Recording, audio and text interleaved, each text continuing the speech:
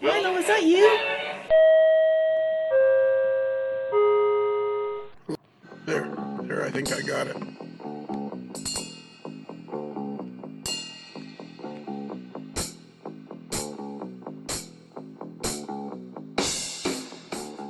Hey, Rich.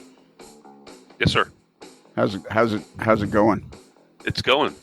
What's news? What's news? Well, I got a perfect question for you. What is the last layout you operated on that isn't Dave's? That wasn't the Onondaga Cut-off? I was at Phil Monat's, Delaware and Susquehanna. Oh, were you? Yep. And did he mention me at all? I don't recall that he did. No. Did he mention the podcast? He said something about he hates podcasts. You know what? I just had a great idea. Dave, you're going to love this idea. This is great. Okay. Yeah. Go ahead. Last time we had Phil on, I don't think I even knew you guys. I don't think I had even met you guys at all. And, it's the historical now how he, within the first 3 minutes, he said he hated podcasts and he thought they were stupid.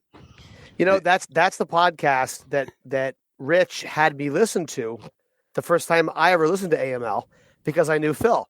And what I recall about that podcast is that Phil was very obviously building something while he was talking on the podcast. Yeah. And was like the podcast was distracting him from his project. I know. I thought that I was like, I guess this is how podcasts go. Like it was the first time I'd heard one.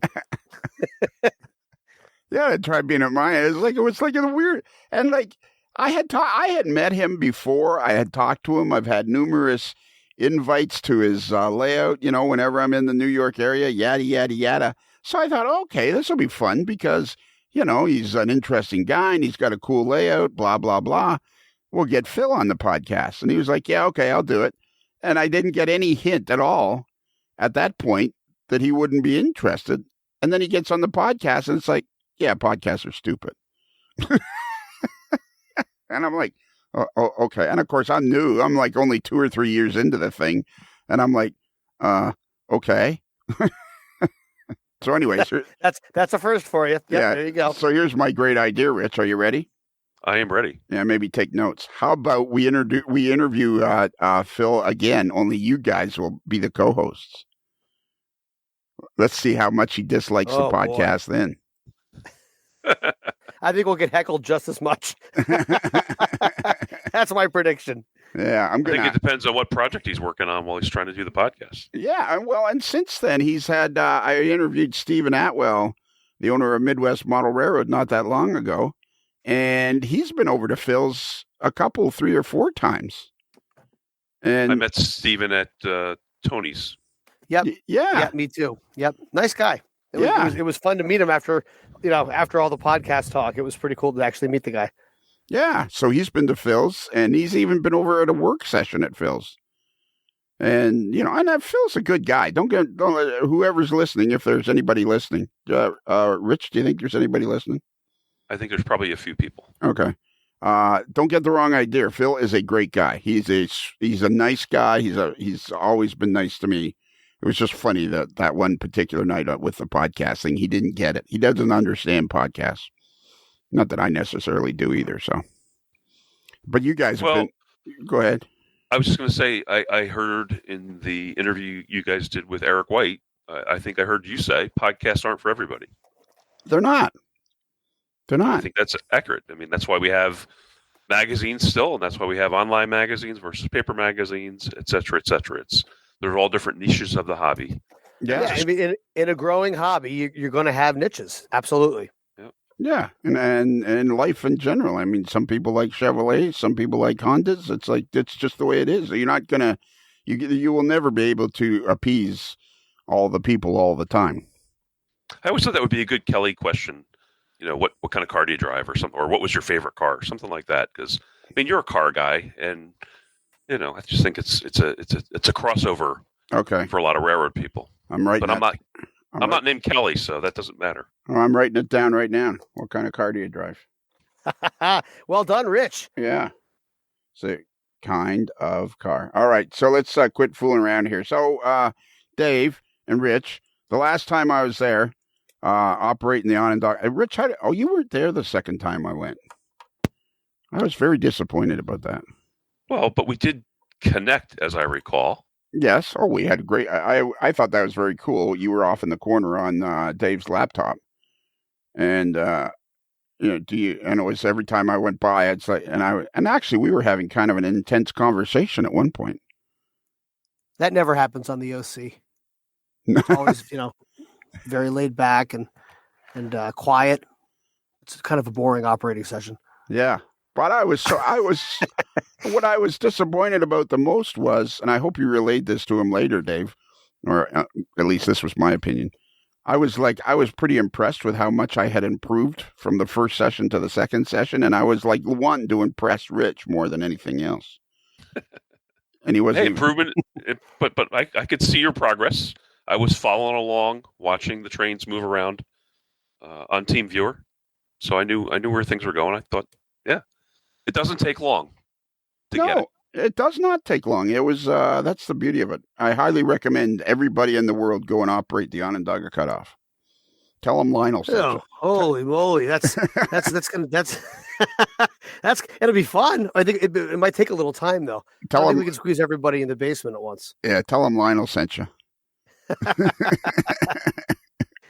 All right. So tonight, one of the guys we're gonna interview tonight is somebody I've gotten to know through the Onondaga Cut-off and Dave and Rich, a fellow named Tom Schmieder, who I first actually met him at Springfield in 2021. Because today, Rich, what day is today?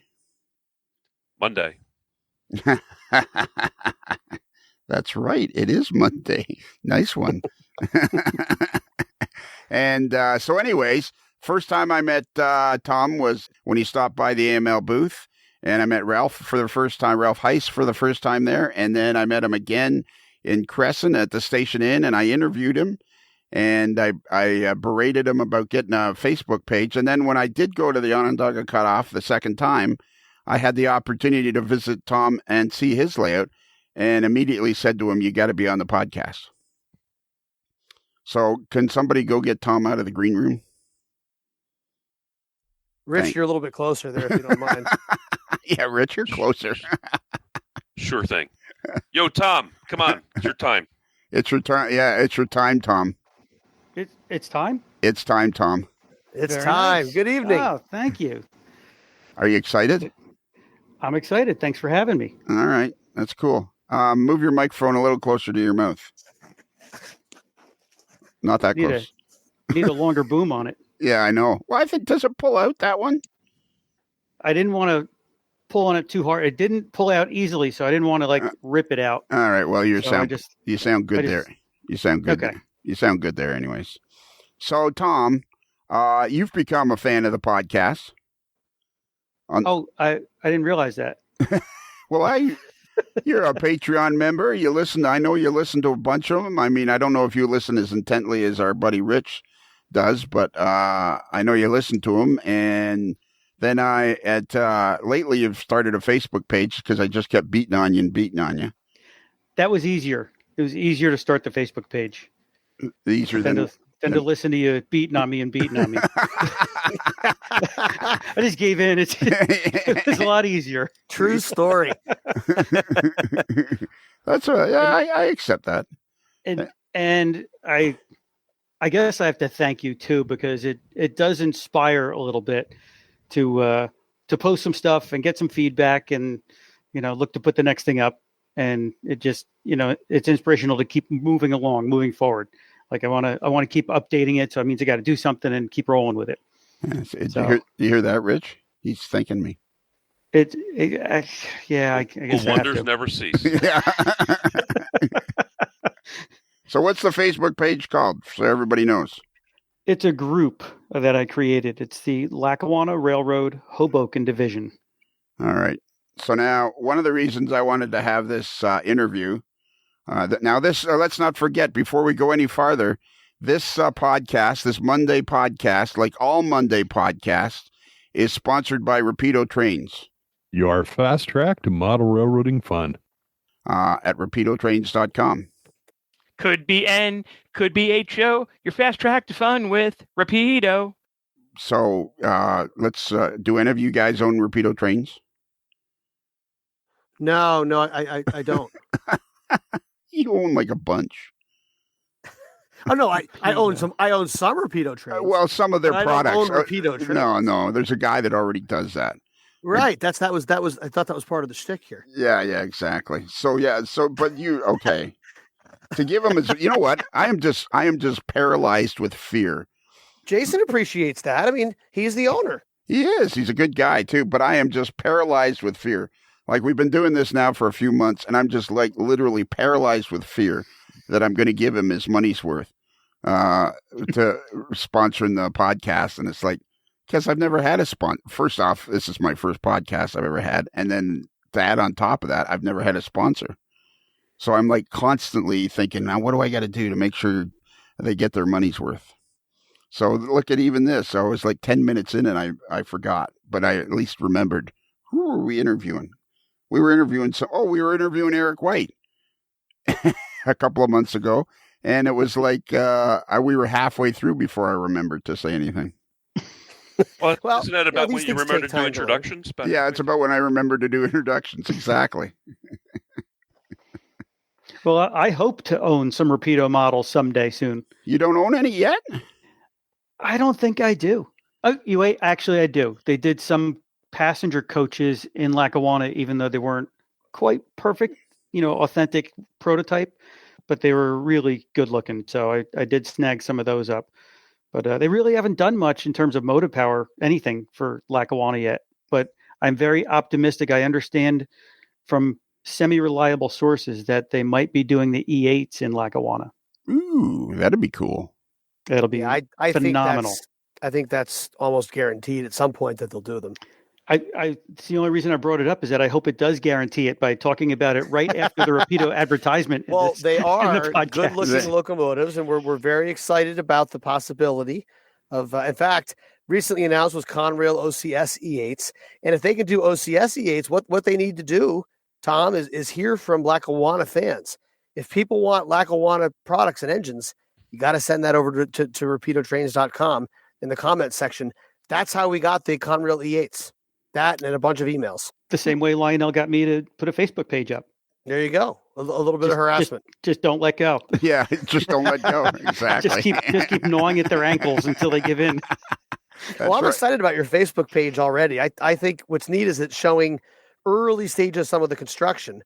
And so I think it might be fun if you take us through, how did you get interested in Lackawanna? How did we decide to build this piece of it?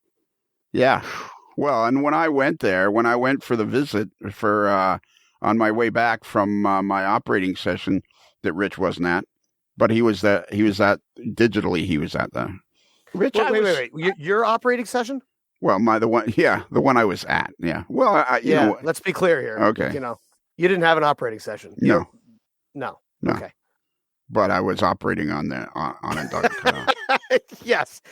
Okay. I was like, whoa, I missed this one. All right. Yeah. So anyways, the next day I had the opportunity to stop by Tom's and I was walking around and because now, Tom, the thing you have to understand about the podcast, and I'm sure you've listened to all the episodes and some of them twice, is transparency is paramount here. Absolutely paramount. Accuracy, that's kind of like a second thought. But transparency is paramount. And I'm going to tell you the truth that on my tour of your railroad, about a third of the way through, I was like dizzier than a trout in a blender. I saw you glaze over, but it didn't stop me from talking. No, I enjoyed the whole tour. But holy moly, this is a model railroad for the ages. It's depending on your goal with your train model layout design. So some people design layouts for, scenic beauty. Some want a very simple shelf layout. Some want, intense operations. Some people like a spaghetti bowl. And the goal for this was I wanted to capture this portion of the Lackawanna and make it fit in my basement. And the operations end of it was more of a priority for me than it was scenic vistas. And it's kind of sort of like the Bill Darnaby theme where, you know, an 8-inch wide roadbed is all you really need to model a railroad. Right. So Okay. I took that and then I stacked it up like wedding cake to kind of fit what I wanted to fit in the basement that I have. And did you make the design yourself, or did you have help? Or I needed help, but people refused, and I did it myself. Somebody on this podcast, I think I asked for help, and he flatly refused to help me. Who's that? Rich. Dave. Had to be Rich. It was Dave, Uncle Dave. With the design? Yeah, I had nothing to do with the design. This thing was designed like 10 years ago. So I took this, 30-mile stretch of railroad that I'm modeling, and I bent it around and made it fit within the perimeter walls of the basement. Except now I have these 3 routes that I'm trying to manage going around the walls in a peninsula that I have, and they crisscross over each other and stuff. And I said, how am I ever going to puzzle out these elevations? I think, wait a minute, Dave is a civil engineer. I can ask Dave to help me with the elevations to make sure I get all my grades smooth and everything and where I want them for the helper district and stuff. And so I call him up. I'm like, Dave, I said, I got this track plan. I want to go over it with you. And like, I need help figuring out all the elevations. He goes, Tom, you're much more of a civil engineer minded person than I am. I know you can figure this out. Yeah, Well, you don't want my fudge help, man. I work in teams for a reason. So that's what happens when you ask for help. Yeah. So then you ended up doing the whole thing yourself, or you've had no? I did. Wow. Yeah, puzzled it out myself. And what I did early on, though, was I came up with this concept of how to lay this into the basement, and I based it on where the one main yard that I'm modeling is and where that would fit in the basement. And then I just bent the rest of it around to fit with one peninsula coming off the mid wall in the front of the house. And I had a meeting where I invited a bunch of my model railroad friends who some own layout, some don't. And, but they're all operations minded, historic people. And I set up, I had the basement room was finished with the ceiling was in, the lighting. The lighting was in. And I took folding tables and I set the folding tables up where the peninsula was going to be. And I laid out drawings and maps and basically the footprint of where I was thinking of building the layout. And I think I had maybe a dozen people over. And I asked for just, can you please tell me if I'm insane or if this is actually feasible? And they looked at it and there were some concerns about where I'm putting my staging, but there's really nowhere else to put it the way I want to have staging. And they kind of said, this could work. So that's when I just decided to march on forward with it and start building. And what's the overall size of it? The basement's 23 by 50. And it fills the whole thing. It's the whole thing. Yeah, it's cool. It actually reminds me of, or it almost seems to me like I was thinking to myself on the way home, I don't care if we ever put scenery on this thing. I just want to operate it once it gets going. There's a guy in Kansas City, Bob Willer. Yeah. Who is a fantastic operating railroad. He's like into the whole operations thing. And his layout, the people ridiculed him because he has zero scenery. It's a fantastic timetable train order layout to run on. It's a great experience. And somebody actually made a 1 foot by 1 foot square of a forest and gave it to him. And he has it sitting on the layout and they labeled it the Willer National Forest. So let me ask, it's fantastic. Let me ask Rich and Dave. Rich, you go to a ton of layouts to operate. I mean, Dave does as well. But how important, how does that sound to you, Rich? I mean, to me, I don't think there's anything wrong with having a layout that doesn't have scenery if operations is your main goal. I think it all depends on what the layout owner's vision is. Oh, yeah, but what about you as the operator? Do you care? I certainly feel like going to somewhere with the whole package is a more enjoyable experience, yeah. Okay. But it doesn't mean I wouldn't go, because I know that getting something to the finish line or close to the finish line could take a lifetime, and that's not everybody has that kind of time. So I go wherever I'm invited. I understand that, but I mean, if to me, I think if the railroad runs well and there's lots of operation, like scenery is absolutely, it's like a picture without a frame, I guess. Except if somebody's that good of an artist, you kind of just are like, cool, like, okay, well, the frame's coming, but to me, the main thing is that it runs well. That's, I guess, what I'm thinking. Well, yeah, let's say a fully scenic railroad that doesn't run well isn't fun to operate on. Yeah. I think that's a very fair statement. What do you think, Dave? I agree with that 100%. I think it's really important to get operating quickly, like as soon as you can, if you've got a vision for operations. So once your track plan is set and you've got an operating part of it, doesn't even have to be the whole thing, but just you need to run a lot of trains and you need to have guest operators run a lot of trains. That's the only way you're going to find the idiosyncrasies early on. And it's a challenge. I mean, I definitely think that, operating for me is about the atmosphere. It's about capturing an experience of a railroad in miniature. I really believe in it's almost like modeling railroading, as we've talked about before with the ing, the action. So the operations is the stage, with the trains as the actors, and as Alan McClellan put it, there's a beyond the basement. You're part of a national transportation network, whether that's a short line or it's a steam era branch line or it's a double track main line or it's Horseshoe Curve or Sherman Hill. Doesn't matter. It's the fact that you're trying to replicate that operation and fulfill the layout owner's vision. So there's a buy-in that's required.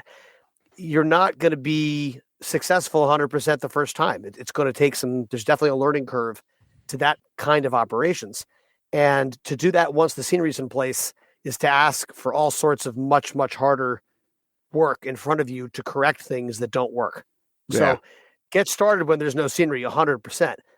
That said, I agree with Rich, and layouts that live for, decades with no scenery, given the choice, as long as it's running well is super vital, but that's why you have the operating sessions early. Yeah. That's one thing. That's one thing I'm not worried about with Tom. Tom's engineering. This is the reason I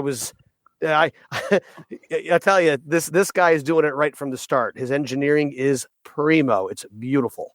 I know. It's like, they're just fantastic. I was walking around and I'm like, oh my God, I think Tom, at some point I said, yeah, when you operate this for the first time, I want to be there, because it's like, holy moly, it's going to be so cool. So have you been a model railroader like your whole life, or are you one of those guys kind of thing? I am. My dad liked trains too. Oh, cool. And had his Lionel trains. He was born in 1928, so I still have his Lionel trains from when he was a little kid. And the one piece I think dates back to before 1920. Wow. It's a tiny little O-gauge engine, and still runs great. That stuff runs forever.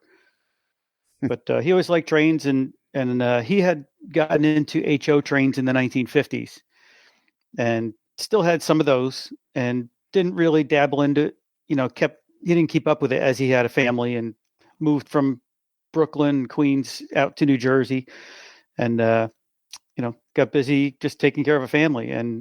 But yet when I came along, he was happy to share the enthusiasm for trains with me as I was growing up. And I only started in HO. We had his Lionel trains. We'd set them up every year for Christmas, typically. But my start in it was with HO. Right. Yeah. And just same as everybody else. I think 95% of the people in this hobby, they were born and boom, they had some sort of interest in trains. You can't turn it off. Yeah. It's the most bizarre thing that way. And it's like I always say, every time I try to get out, they drag me back in. My best thought of that was after I finished my column. There was a good 2 or 3, 4 year stretch there where I was a little bit burned out, but it was always there. It was always there. And then one day I just went, hey, somehow I was walking by some project or something, and I thought, and you just sit down and you start working on it again, and before you know it, you're you're 100% in. It just never leaves. If you're somebody that's interested in it, it just never leaves. It's a fantastic escape from reality. When you get into modeling something, you have to focus so much. You really can't think about other things at the same time. Yeah. And it just becomes very relaxing, and it's tickles parts of your brain that just, it feels good to do that. It feels good to get away and shut everything else out, forget about all the issues the world has, and just enjoy your little world that you've created. And then if we've talked about with Dave and Rich, is the community of model railroading. I mean, you guys have such a fantastic, you live in Long Valley, New Jersey, correct? Yes, sir. Yeah, that was where Dave grew up. That's where I grew up also. I haven't gotten far in life, only about 2 miles. And when did you guys first? Oh my God, we should have met so much earlier than we did. It's How much age difference is there in years? Well, I'm 57. How old are you, Dave? 40. I'll be 46 in 2 weeks. So about 11 and a half years. So yeah, okay. So the school, we just missed, we missed in all the schools. Yeah. And I'm convinced that we hiked some of the same abandoned railroad trails days apart. There's just no question about it. He followed in the same paths that I grew up in, where there's, Chester's the next town over, and there was all these old iron mines and everything. And we were talking about, I climbed down those iron mines. I did too. And we'd explore, we all had this, we both had the same experiences growing up, just separated by a decade or so. And how did you find each other? Because of Rich. Oh, yeah? Yes. Yep. Exactly right. The whiz. Exactly right. And this is one of the things I keep saying about Rich, is that Rich finds a way to make things better. He's amazing. He's a guy that makes connections. And how long? So, because I guess, when was the first time you really started operating model railroads with the crowd that we run with now, Tom? It had to be because a lot long before I did. Yeah. Oh yeah, late 80s, early 90s, I think. And how did you get ingratiated with that crowd? Because that's way before I was involved. Because of Harold Worthwine. So I had found that there's the Historical Society for the Erie-Lackawanna, and they do the Erie-Lackawanna or Erie-Lackawanna Railroad history stuff, and they would sell merchandise, and it was advertised in the magazines, and it said this guy's name, Harold Worthwine, Cottontail Lane, Columbia, New Jersey. That's the guy who handled their merchandise for him. And I was looking at the catalog, and I wanted to buy something, but I had questions about it. So I looked him up, and his phone number was in the phone book. I call him up, nicest guy, and gave me all the information I needed. And he says, "Oh, are you into model railroads too?" And I was like, "Yeah, I'm building Lackawanna, this and that." And, at the time I was living in a different house, building a Sussex branch layout. And he's like, "Well, you should come over and check out what I'm doing. I have this, a small model railroad in my basement too." So I go over to his house. He's got this monster Erie Railroad Delaware division that's 35 by 80 and almost fully scenic. And it is just amazing. All hand laid track and just spectacular, modeled from photographs and maps. Very, very super prototypical. And his layout, 8 people up for an operating session. He needed 20 people for an operating session. And so you have all these people come, and he invited me to come back for an operating session. Here's this big group of people, and it's people that I ended up making good friendships with. And most of my adult friends today are people that I met at Harold Worthwine's house. And Rich, how long have you been operating then? So I go back to the early 2000s in terms of model railroad operations, and that was through meeting Jerry Dietzick because of our mutual interest in the MYS&W. But I've known Tom for at least that long, if not longer, through involvement with the Tri-State Railway Historical Society. But you've operated, when did you two guys first? Do you either of you guys remember when you first crossed paths at an operating session? That was probably at Jerry's. That's what I can't say for sure, but that's where I would expect it. I'm almost positive the first time I saw you at an operating session was at Jerry's house. Yeah, that was the first place I ever operated, and it was only a year or two after being there that I guess it was between Harold's and Ted Pamperin's were the other places I would started going to. And how did you get involved operating at Jerry Diesek's? Because just to remind everybody, you're an avid model railroader from an operations standpoint. You're not really a model builder or a layout builder, but you're an absolute avid model railroader from an operations standpoint. So how did you get involved with Jerry Diesek? Well, the one preamble before we get to Jerry, I will just add is that when I was in high school, I kind of got into model railroads, and I bought the Kalmbach book, How to Operate Your Model Railroad by Bruce Chubb. And so that's what sort of primed things for me. But then it was dormant for 20-some years while I was basically only rail fanning, and then got married, had a family, etc. And Jerry Diesek and I share an interest in the New York, Susquehanna, and Western Railway, a small short line in northern New Jersey. And he hosted an event at his house for history buffs of that railroad. And as part of that session, we then went down to see his layout, and I said, "Oh, do you ever operate this?" And that's how it started. Wow. Can you move your microphone out from your mouth just a little tiny bit? And when we get it right, do you have a Sharpie handy? Rich? I do. Okay. When we get it right, just outline on your face where it is so that next time you're on the podcast. Oh, yeah, there you go. There you go. That's an easy way. I saw that coming.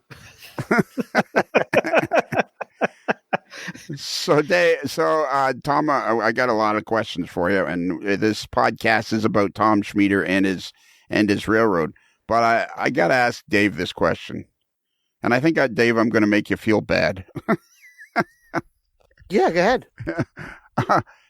Does this just not drive you nuts that these guys were operating and they were all around you, and you didn't really meet them until 5-6 years ago? It is one of the great mysteries of it's bewildering to me. I just never put two and two together, and the timing is uncanny because, if Tom had been just a few years closer to me in age, we would have crossed paths at one of the schools or one of the events, or one of the teachers would have remembered, "Oh, did you ever meet this guy?" And I would have looked it up, and I never knew anything about it at all, except for the fact that I went to high school with, actually my entire school career, with Jenna Diesek, which is Jerry's daughter. And she was like, "Oh, my dad loves trains. You guys should get together." And I was like, "Oh, that's awesome." But we ran in different crowds, and she was friendly enough, but we never, her dad was already living part-time in Colorado at that point, and it just never, the ships passed in the night. Wow. And I would go to Pattenburg, where Jerry lives, and watch trains with my brother, because that was the Lehigh line. And there's a nice tunnel there. It's a great place to watch trains. And we knew where the house was. And I never thought to go up and say hello. It is, you can't make it up. And it's, so meeting Tom and realizing that he was right from Long Valley. I mean, I know exactly the house where he grew up. We're about a mile apart. It is so funny. I went to Old Farmers Road School, and his development was off Old Farmers Road. Right. So it's a uncannily small world, and there is part of me that is just drives you flummoxed by the fact that, if I had thought to write to Harold Worthwine, whose ads I saw and I never put two and two together, if I had gone to any of the model railroad shows that these guys went to, like Mother Seton down in Clark and what have you, the odds of crossing paths and meeting somebody that would do it was great. But Jack's dad took us to all the train shows, and he was an O-rail or three-rail guy, Lionel. So we would go to the Dover show. We'd go to, one of the shows that were more focused towards that, which is not where the scale model railroaders were going. And it is. There's just no way we didn't cross paths, but not unlike when we talked to Rich the first time. He was on that trip in 1983 as a volunteer, as in his teens, and I was a little kid with my dad and my grandfather, and it's a small world, but this is why the hobby is so much fun. So to meet Tom now, and our area, North Jersey, it's a very tight operating community, which is nice, but we're missing a Lackawanna layout, and Lackawanna is a big part of the railroads in North Jersey. So it's really exciting to see this layout taking form. I'm very excited to see it coming around, and he's having work sessions where different people come up and do work. Rich and I have both been up there a bunch of times each to pitch in for a day or a night or a couple hours or what have you.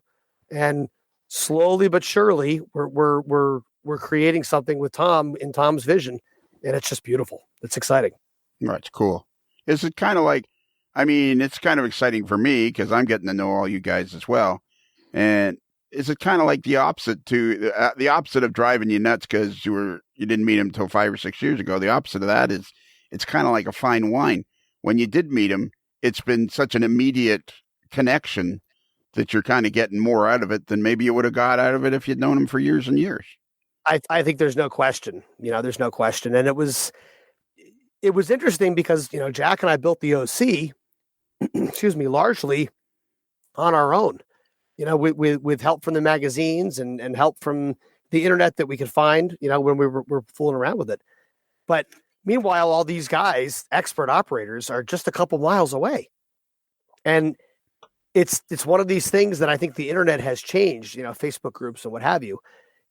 There's an opportunity to meet people all the time now, but being able to have the OC's framework and guts in place and then discover this group of really good operators that have embraced it and put in a lot of time. We'll get to a little bit later, but Tom is he's become a very close family friend for a variety of reasons, but putting time into each other's projects is something that I really enjoy. And Tom brings an expertise that I don't have. I'm still telling you, Tom, those grades are better with you having figured them out. I'm telling you. An inch over 100 inches is still 1%. In retrospect, that much I can give you. In retrospect, you probably did me a favor by not helping. Right. Well, if he had been helping, you would have realigned it all anyway. Like the bench work you had to realign, and the track you had to realign. You do have a particular way of doing things. Dave, I apologize. I'm going to apologize in advance because this is a bit of a bugaboo of mine. Tom, if Dave had been involved, you'd have 8% grades.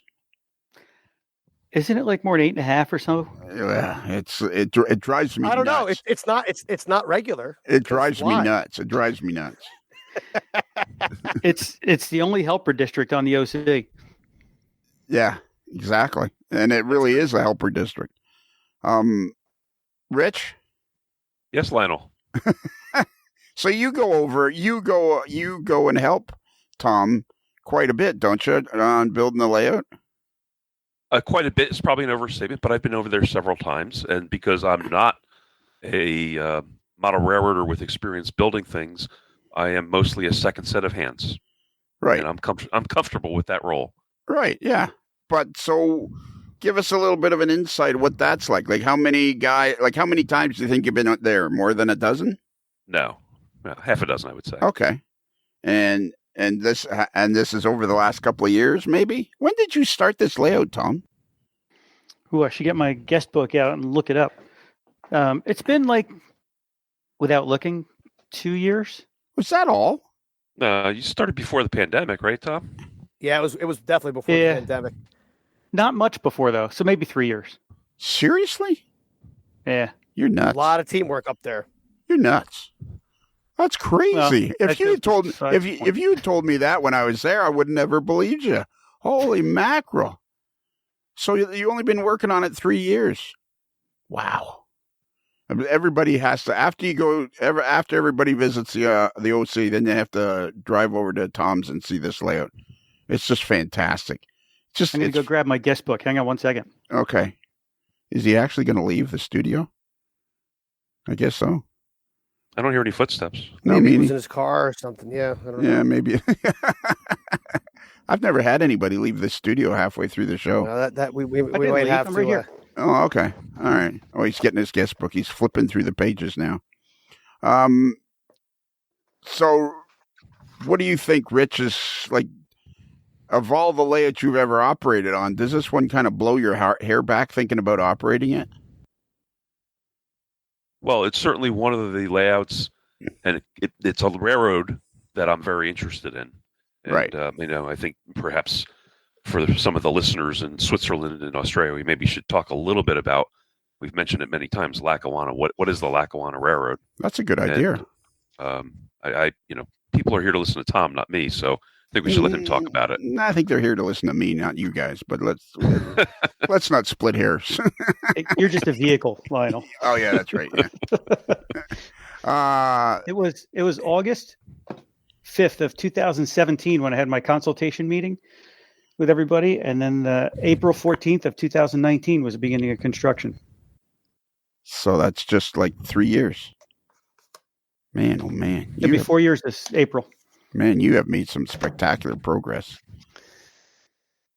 Need to make some more spectacular progress. I know, I understand, but okay, so I kind of understood it when I was there, you explained it to me, and at some point, somewhere in the Lackawanna in New Jersey, they created a cutoff between two particular points, which is basically what you're modeling is this cutoff section, isn't it? I'm modeling this cutoff section, but also the road that it improved on. Like they had this original alignment through New Jersey, which is a compilation of various small pieces of railroads that they had purchased. And in 1910, they built a cutoff to basically streamline their operations in New Jersey and eliminate some tunnels and a lot of curves and a lot of hills. But I'm modeling both that original route and the cutoff from where it diverged and where they joined back up again. And then there's an additional branch line that I'm modeling that split off at the east end of this and went north up into Sussex County. So what was maybe this might help folks, what was the thought process? Like how much investigation or research did you do to arrive at the fact that you're going to model both the cutoff and the original line? Like how did you arrive at that? That begs to go back to my whole interest in the Lackawanna to begin with, which was as a young teenager, my dad had worked at Bell Labs and had some friends that had rail cars, these speeders. And they, at the time, Conrail was spinning off and abandoning lines. And one of the lines they abandoned was this Lackawanna Cut-off in northwest New Jersey.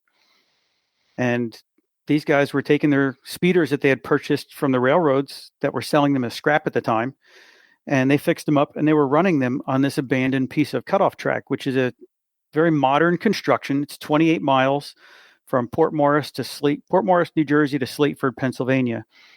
And it's 28 miles of a very shallow, I think 0.5% grade and no crossings. It's all built with overpasses and underpasses. And these guys are going on with their speeders and free run of the thing because Conrail's abandoned it. It's just being left to rust. I think there were rails pulled out at each end, so nothing could run on it. And I got invited to go with my dad on one of these rides and just riding along this thing. Lackawanna built very big in a big way in the early teens with a lot of these improvements. You know, there's a New Jersey cutoff, there's a Pennsylvania cutoff. And they built big, gigantic concrete viaducts. And I like trains. And here I am riding on this speeder on the railroad. And we stop on one of these big, huge viaducts and we're walking across and we climb down on the arches and everything. And I was so impressed at the massiveness of the undertaking of this project. And it inspired me to learn more about it. And one of the earliest books I had gotten is a book titled The Lackawanna Railroad in Northwest New Jersey by Larry Lowenthal and William Greenberg Jr. And it's basically focusing on this section of the Lackawanna, which turned into just a fascination with me about learning about it because it's right in my backyard. And it talks about, the cutoff and the old road and the Phillipsburg branch and the Sussex branch and all these places in New Jersey with maps and photographs, and just found it very fascinating. So, okay, let me ask you the obvious question. You say is this like your second major layout? Yes. The first layout, I was living in a townhouse And Okay. the basement was maybe 20 by 40, something like that. So there was a bearing wall in the middle of it, or a bearing beam, and I made that into a wall. And the front half of the house was going to be the finished part of the basement, and that was going to be the Lackawanna Sussex branch. And Railroad Model Craftsman had run an article about modeling the Sussex branch, which I, wore the pages out of that magazine, trying to figure out how to do that in my basement. And then in the back room, I was going to have a staging area, and a pretty big staging area. Actually, it was going to be like 20 tracks almost. But it was going to be a double deck layout with a helix in the back room and run from, pretty credible model from Netcong, New Jersey, all the way up to Branchville. Right. So should I assume that you've just like in the last 5 or 6 years moved to the home that you're in now? No, I'm in this house 20 years. Okay, I'll bite. And one of the holdups on building the layout here was the basement needed improvement. Oh, okay. It wasn't as big as it is now, and we put an addition on the house. Well, that's right. I remember you pointing that out to me. Yeah. And it used to be that the house is like two small rectangles. One rectangle is a little bigger than the other, and they're end to end. And the smaller rectangle is under the kitchen and the foyer. And we added like an L to the outside of that rectangle. And that made my stairway that was in that one corner. Now, instead of it being a corner stairway, now there's an L in the middle of that smaller end of the basement, so that it's actually, I could have bench work going around the walls and not be impeded by a stairwell. And it also created space upstairs for a laundry room, so that got the laundry out of the basement, and created a bathroom at the top of the stairs for crews to use. Right. So it had a lot of benefits. So let me ask you an obvious question, or it's obvious to me anyways, because most model railroaders are chomping at the bit to build a layout. Like, how did you manage to keep yourself from starting on something for, 15 years until you, made changes to the home? Like, I would have been like, I think most model railroaders would have been like, well, I'll make this fit anyways. Because I knew there was something bigger coming. And I'd just been stockpiling models for decades. And in the meantime, you start stockpiling lumber. I'm not loaded with money, so everything's on a budget. And lumber is not cheap. So some of this is recycled lumber from my dad's layout that we tore down. Some of it's recycled from Hal Karsten's layout, believe it or not. Really? Yeah. He had passed away and his family tore down his layout, and Tony Custer reached out to me and asked if I was interested in any lumber. And I'm like, oh yeah. So I went over and filled up my pickup truck with 1x4s. So over the years, how often have you operated at Tony Custer's? I'd say I've been there since the mid-90s. This is what I think, Rich, about meeting all you guys. It's like you guys are like a secret society. I'm not sure how to react to that. Secret about secret what? from me. Well, honestly, Rich, are you sure how to react to anything I say? I generally take a very long time to respond, so no. It's just like, because I weaseled my way into Tony's layout. Man, it's got to be like 1985, 86, somewhere in there. I weaseled my way in. I don't even know how I managed to do it. It had to be way back then. And then I operated it 3 or 4 times over the next 10 years. I would make my way down to New Jersey. And, after the first time I weaseled my way in, he knew I wasn't going to go away. The only way to satisfy me was to let me come by. And, but I knew that New Jersey was kind of for lack of a better word, hotbed for model railroading and operations. But the more I've gotten to know Dave and I get to know you guys, it kind of seems like it's not a secret society. You guys are very welcoming. You guys are always looking to, by the way, that reminds me, there's a guy, Dave, that has to come by and operate your layout. His name is Joe Desmond. He's been on the podcast a few times. Yeah, I think Rich mentioned he has an N-scale layout, right? He has an N-scale layout, and he's a fine modeler, and he would be an ideal candidate to come by and operate your layout. All right. if you didn't mind. Sure. That sounds like fun. All right. Joe, if you're listening to this, I'll try to make a connection between you two guys anyways. But I happened to mention, I said, hey, I could talk to Dave. And he was like, he only lives like 30 miles away or something. Oh, wow. Yeah. He's just down there. He's a cop in Hillsborough. Hillsborough. That's right. But he lives in Burlington County. That's right. Oh, wow. So he commutes pretty far to the north then to come to work. I guess. I don't know. I don't live there. I rely on you guys. I don't know exactly where he lives. Rich seems to know better than I do. Anyways, a good guy. I think you'd really enjoy having him come by and operate. He's just a good guy.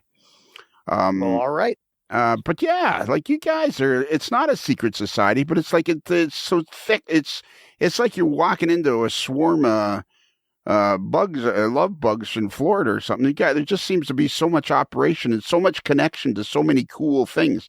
Like you just offhandedly said, yeah, I got some of Hal Carson's lumber in my basement because Tony Custer told me about it. Like, how cool is that? Yeah, it's to grow up and not know about it and now be part of the community that regularly operates on these layouts is just, it's awesome. It's awesome. And Tom, I really believe Tom's layout is going to be an important step into increasing that throughput. I mean, it's again, the Lackawanna, the Delaware-Lackawanna and Western Railroad. Actually, Tom, why don't you tell us a little history of the Lackawanna and why it's so important to New Jersey? You know what? Better than I do. You know what? Before you say that, tell us, Tom. You know what? I just realized. What's that? I think I'm a fanboy. I think you're gonna have fanboy. Yeah, I'm a fanboy of yours. I think I'm becoming a fanboy. You know, like one of those annoying. You know, like a. Can I just have an autograph, please, sir? I'm like a fanboy. I don't have the white headphones yet, though. Yeah, well, you got better ones. Dave's got the old style. Oh, okay. Now that makes me feel better. Oh yeah, absolutely. You got the better ones. And Dave doesn't. Dave is his work good enough that he doesn't have to draw on his face where they go. Have you done that yet, Rich? Can't find the Sharpie. There we go. Well done. Rich, All use right. a dry erase marker. Just a little tip. Use a dry erase marker. Yeah. Don't help him too much. What were we going to talk about? Yeah, we were already talking about the Lackawanna, and it was the Cutoff. What else do we need to know, Dave? Well, why, the origin of the name Lackawanna, and it's just the railroad is an interesting history that I think both Tom and Rich know better than I do. But it's one of the original anthracite roads that was created to bring coal from the eastern Pennsylvania region down to Tidewater in New Jersey, and the Cutoff was a major improvement that they did in the 1920s. But that's because the route they originally built was atrocious. by like modern railroad standards, lots of curves and grades and small tunnels and stuff because it was so old.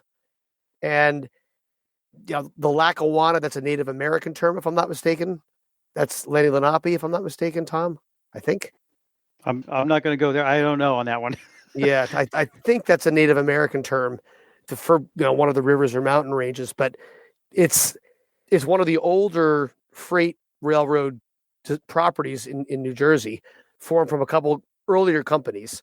And as such, to me, it's very important in the economic development of New Jersey. It's a fascinating story of, the Erie Canal and competing with the Central Railroad in New Jersey and just the population center in New York City, and that urban density driving these railroads to bring as much coal to New York as they could.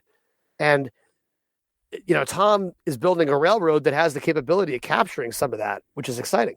Well, and maybe we need to, as you say, for people throughout the world, maybe we need to describe that the area we're talking about is basically east of New York City, the main area of New York City. And, you're talking 60, 70 miles east of New York City. And this whole area of New Jersey, which isn't a tremendously big state, is just in the 30s, 40s, and 50s and 20s, was just crowded with railroads. Yeah, east and west. I mean, New York is east of New Jersey, so New Jersey is all west of the city of New York. East, yeah, good. Yeah. But you're right, and on top of the fact that it was crowded with railroads, they were built over or around surprisingly rugged terrain for a coastal state. Yes. Yeah. We go from, an elevation to sea level on the eastern seaboard and New York City, give or take, up to, over 1,200 feet in places. So there's quite a bit, and that's only in about 35 or 40 miles. Yeah, east to west. that's an important point for people to realize. It's actually something that surprises me. There is no easy way to get around New Jersey because the terrain is so rugged. It's very up and down. Yep. Yeah, and there's no easy routes. I mean, they've built some expressways, but I mean, there's really no easy way to get anywhere in that whole area. Between that and the amount of traffic, it can add up in a big old hurry. But I think what Tom is doing that I find fascinating is capturing this, sort of central to western Jersey crossroads of the Lackawanna. The Port Morris Yard was, I think, without a doubt, their biggest and most important facility in the state, besides the Tidewater facilities at Hoboken and Jersey City. And Tom's going to do it pretty accurately. That yard is going to be an impressive thing. Well, what I find fascinating is, okay, so you started the layout when you're like 54. It's a big project. It's a huge project. And I mean, I'm fascinated by the fact that you were able to keep yourself from building anything for 15 years. And like, did it keep changing in your head what you were going to build? Were you doodling plans this whole time, kind of getting ready for the big moment when you started building the railroad? I had doodled plenty of plans, and the thing I ended up finding out was that the more I looked into the area that I'm interested in modeling, I was just going to do the through routes. I didn't plan on having Port Morris be a big important part of it. But it turns out that Port Morris is really like the hub of all of the local service in northern New Jersey for Lackawanna. And until you get to the very east end of the railroad, all of the local trains that went out and served all the local customers on all the Hampton branch, the Phillipsburg branch, the P&D, which is the Pascack and Delaware branch, the Gladstone branch nowadays on New Jersey Transit. But the Boonton line, all these locals all got created at Port Morris Yard. So the through freights would drop blocks of cars at Port Morris. They get digested up. The locals get sent out with those cars, service the customers, and then bring back the cars back from the customers. Those cars get sorted out and put back on through freights going out that are stopping and picking up from Port Morris. So it really is, a central part of the operations in New Jersey. And then they have this L&H connection that happens where the L&H Railroad, Lehigh and Hudson River Railroad, went from near Allentown, was their big connection out in west of New Jersey and Pennsylvania. They went to Phillipsburg, New Jersey, was the end of their property.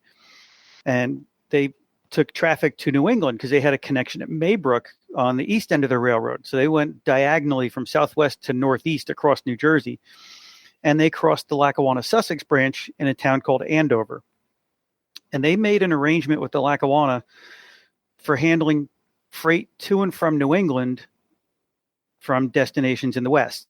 So the Lackawanna would bring traffic from the west, from Chicago direction. They would drop off those cars at Port Morris, and they'd build a train for New England at Port Morris.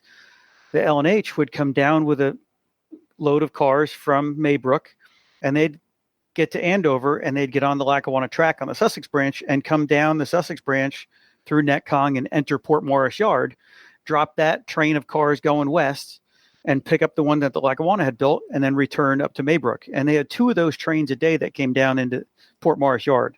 And I thought that was a really interesting component of this, because here you have these foreign engines, foreign trains running down the Sussex branch, this little, backwoods branch. They got these big freights coming through both directions twice a day. So what year are you modeling? It's the mid 1950s. Okay. I'm stretching my eras a little bit. Sure. The Cutoff was built as double track, and it stayed that way until 1958. But I have some steam that I want to run. I have, an assortment of brass steam engines because you can't get anything for the Lackawanna in plastic for steam.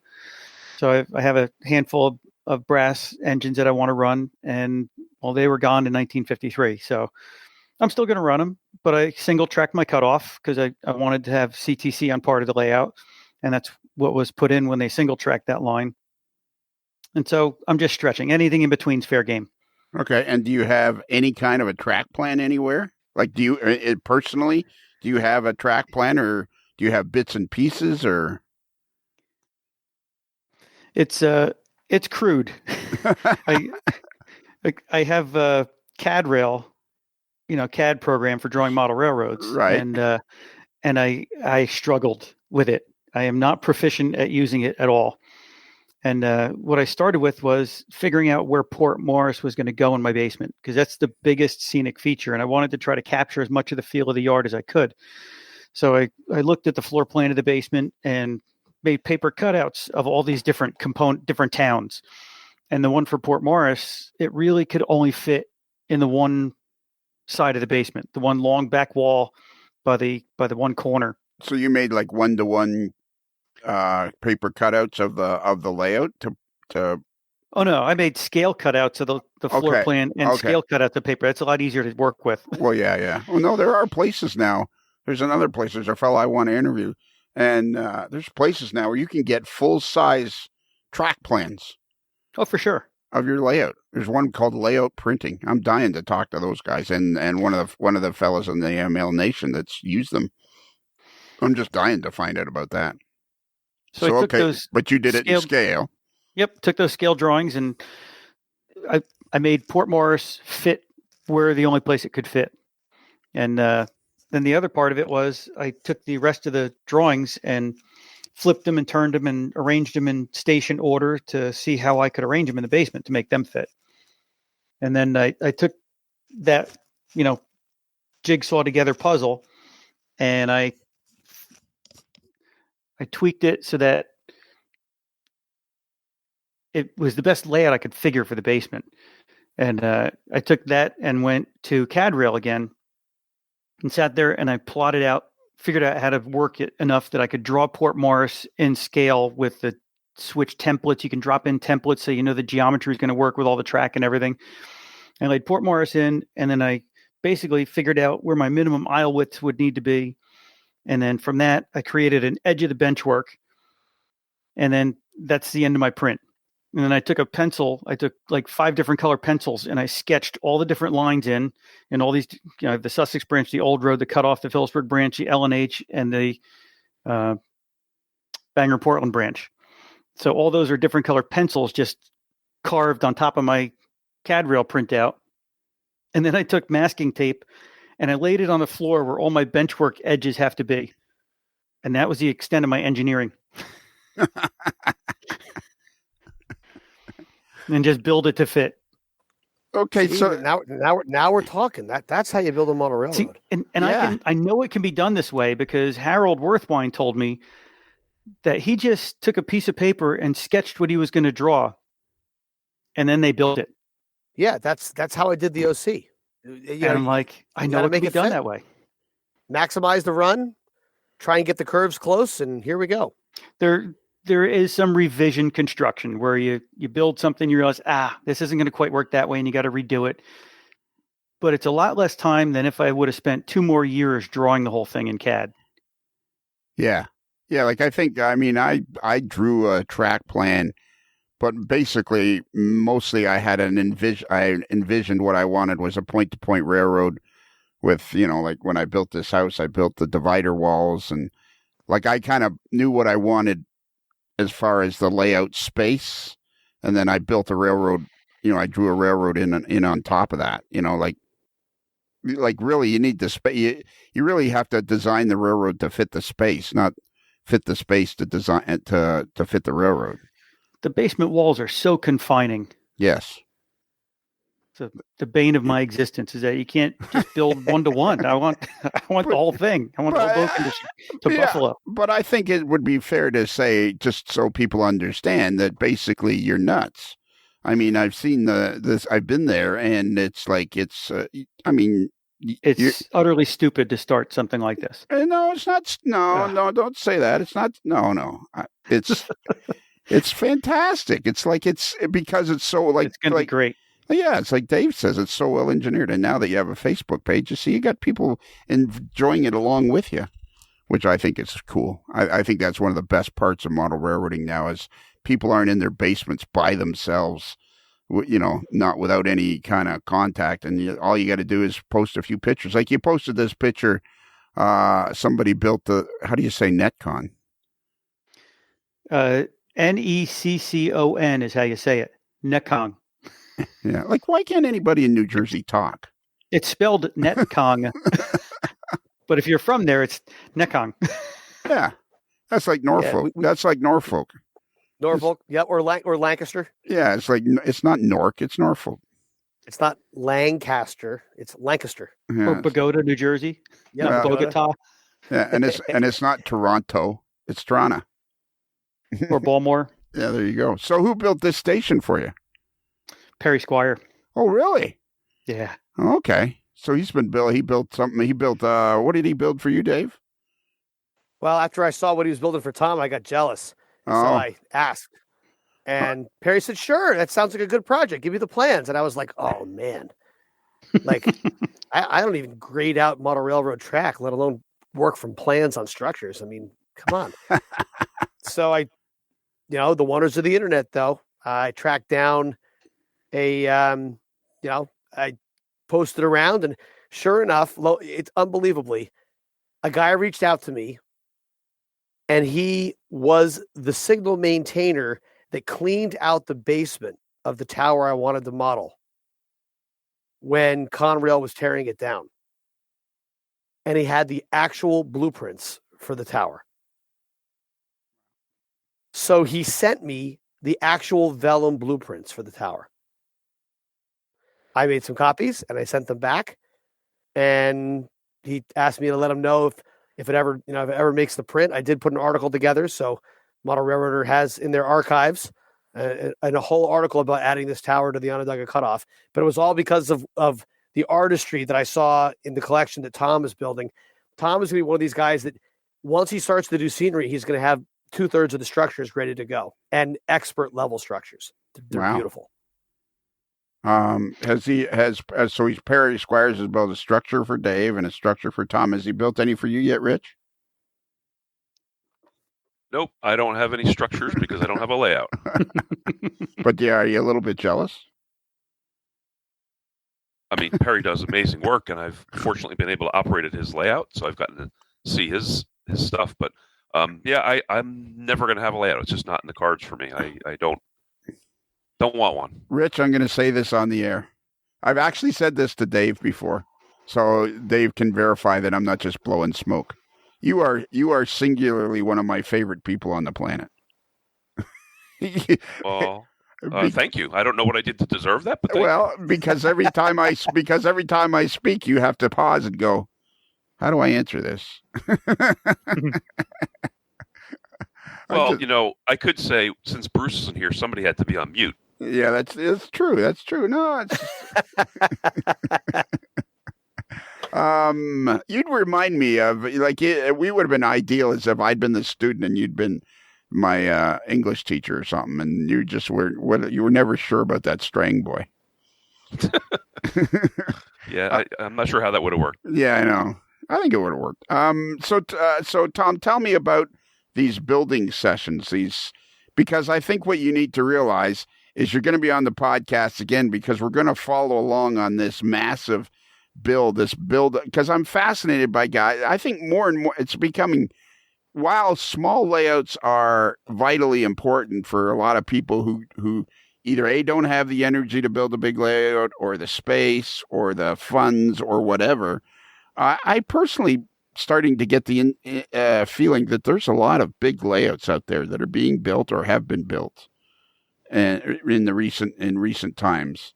So it's going to be important to follow along on this project so we can help people with the pitfalls and what have you. Yeah, I look forward to it. So how often do you have a work session? Once a week. Oh, really? So I shoot for once a week. I have a daytime crew and an evening crew, and people flow in and out. It's not always the same guys every time. And like once a week you might have 1 week you might have the daytime guys, and 1 week you might have the nighttime guys? I try to do both during the week. And sometimes last week it fell all on one day. Wednesday was work session day. So we had the daytime guys here from 10 to 3, and then the evening guys came from 7 till about 11. Okay, so this is, excuse my math, I'm Canadian. So if you have daytime guys and nighttime guys, and you try to have them both once a week, isn't that 2 sessions a week? 2 sessions a week, a Okay. daytime session and an evening session. All right. Didn't he say once a week, Dave? Once a week for a day session, once a week for an evening session. That's twice a week. Rich, It's isn't 2 that work sessions a week, one Yeah. of each type. Yeah, exactly. Rich, that's 2 sessions, isn't it, Rich? Well, as someone who goes somewhat regularly, I only go once a week. So So how do you organize? See, that was something I was never any good at. And there were plenty of guys that wanted to help me, but I was kind of like, I wasn't any good at having people help me. I felt like I always had to know what was going on and had to do it myself, so that if it was screwed up, I was the one that screwed it up. So how do you organize a work session? How do you get changes anything that's done that's not up to his standards just gets changed after we leave. That's what happens. I sense Tom, I sense a little bit of bad blood there. The goal is to minimize that. So it's true, and it is a work in progress. You have to judiciously select jobs for specific people, because some people have a vast experience at building layouts. Dave comes over. I'm like, Dave, if you want to attack these feeders or put this track in, like, I know he's good with that, and I know it'll be perfect when it's done.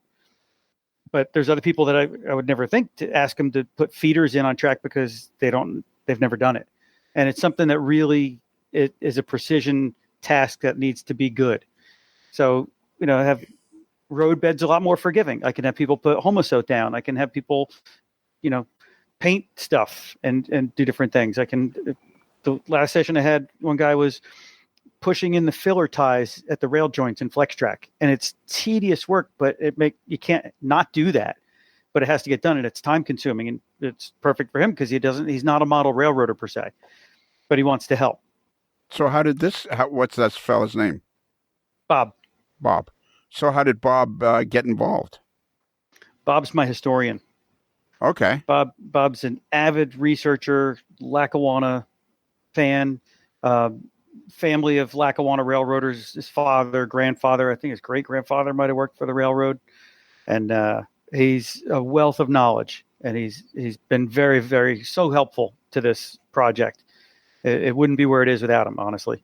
Oh, okay. So, and he's interested in railroading, and he wants to help. So you come by and you find jobs that aren't as complicated. There's no other Lackawanna layouts within an 8-hour drive. I don't know.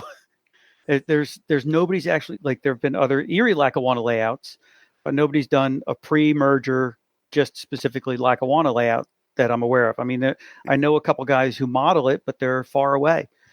So Bob lives in New Jersey here, and he laments that he would love to go and participate in a Lackawanna layout. And this is going to be the one. And hey, Tom. Yes. If I could jump in, what's Joe Valentine building? Is it Lackawanna? He is building Lackawanna also. Lionel has met Joe Valentine, because Joe Valentine was medallion number 1 at Comstock. Oh, really? He's the one that traded with you. Oh, really? Okay. He seems like a good guy. Joe seems like a good guy. Joe's a nice guy. He's a retired conductor for NJ Transit. Okay. And he lives further north in Sussex County, not in our general area, but I believe that's what he's working on as well. Thank you for correcting me, Rich, because I forgot Joe's building the Lackawanna layout. Yes. That was a bit of ugliness at Comstock when they were handing out medallions. Rich was there, and I got number 32, and I'm like, who's got number 1? Because I'm thinking it's the AML barbecue. Who else should have number 1 other than me? Exactly. Joe Valentine. Yeah. I'm not going to participate in that part of the conversation. Who numbered the medals anyway? Well, yeah, that's anyways. Okay. So all right. So you get these work sessions, and do you, be honest, is it like, do you have to make a lot of correct? Because I think that's something important. Like we have our buddy Tom Jacobs, the Queso Cowboy, who has a big mushroom layout down there, modeling the Reading down in Robesonia, Pennsylvania. And I talked to him a lot about that. And he's got 2 or 3 regular guys that come by and help. And see, for me, I would just never be able to relinquish I just wouldn't have the personality to relinquish. Like, yeah, that's okay. Yeah, we'll do it that way. Or it'd have to be my layout would have to be done my way. It's sort of like Ronald Reagan with the Soviet Union when they were talking nuclear dearming, and they came to an agreement and they were going to reduce the number of nuclear weapons they each had. And Reagan said, "Well, trust but verify." So you have to trust guys are going to work, but you have to check it to make sure it's okay. And it certainly is helping advance the layout much faster than I could ever have built it by myself. Okay, so there's no doubt. The net value is it's a big plus. Right. Because if it was all just me, I wouldn't have to redo anything, but then I would be doing it all by myself. Right. And there's very few things that I actually had to like tear out and redo. Right. And I even struggle to think of an example that needed that. Yeah. Okay. So, and you just kind of, and do guys seem pretty anxious? Like, how did you find that? Like, it sounds to me like you've got 7, 8, 9 guys helping you build this railroad. How did you find these guys? So the way it evolved was I started with an email list of everybody who I thought might be interested in what I'm doing, whether they'd be available or not. And I emailed out saying, "Hey, I'm looking to do work sessions. If anybody can help, that's great. I'll keep this email thread chain going if you want to keep up with my progress." Because what I would do is I'd have a work session, then I'd take some photos and post the photos in the next work session email saying, "Hey, this is what we did last time. Anybody interested in coming this time?" And I get, I have some people who say, "Look, I work, I have kids, I can't help you, but I love what you're doing." I'm like, "Great, I'll keep you in the loop." There's other guys who are like, "Yeah, I'd love to come over and help you. I'm retired or whatever." And so when I would put out the email and say, "Let me know your availability next week." And maybe one guy's available on Monday and 3 guys are available on Thursday. I'm like, "Well, it's going to be Thursday because I got 3 guys that day." And I try to find the day where I have the most people available and I schedule it for that day. And then spend, hours beforehand cleaning up and getting organized and setting up materials and tasks. And so everybody can be busy because, I don't want to be standing here they show up and you're like, "Oh, what can we work on today?" There's planning and coordination involved before you have a work session. Yeah, otherwise it's just a waste of everybody's time. Well, I think that's kind of important. Dave, when you built your layout, it was just pretty much you and Jack, right? Well, it was actually interesting because my layout went in Jack was integral and part of the design of the whole thing. But one of the things that needs to be pointed out about Tom is how incredibly handy he is at all sorts of construction projects. I mean, Tom's done electrical work on his house. He's done carpentry work. He helped with the foundation. He's good at leveling things. He's got a very just good, keen sense about siding and about lighting. And he's very good at building things with his hands. Hey, Dave. So, yes. I didn't help with the foundation. I built the foundation. Yeah. So let's be a little clear. we started pricing out this addition and we were like, "We can't afford this." And I'm going, but I need this for my train layout. I'm like, "How can we do it without hiring people?" I'm like, "I'm going to do it myself." So wow. I had retired from the police department and like, okay, I'm just going to like do this for the next year. And started with, I did have to hire an excavator and had to hire a guy to help me frame it, which was really, he knew how to do it, but it was, hiring him as a helper. And I had paid somebody to sheetrock it and to plumb it. And pretty much the rest of it was me. Wow. Oh, yeah. So I got one of them in me. I'm done. Let's be clear that Tom brings my layout would be, and I'm very happy with how it turned out because I had help from people that were gifted as well, but not like this. Tom is next level gifted when it comes to home improvement projects, construction. He just has that confidence and knack to just take on projects, has the right tools, the right experience, and a great sense for construction.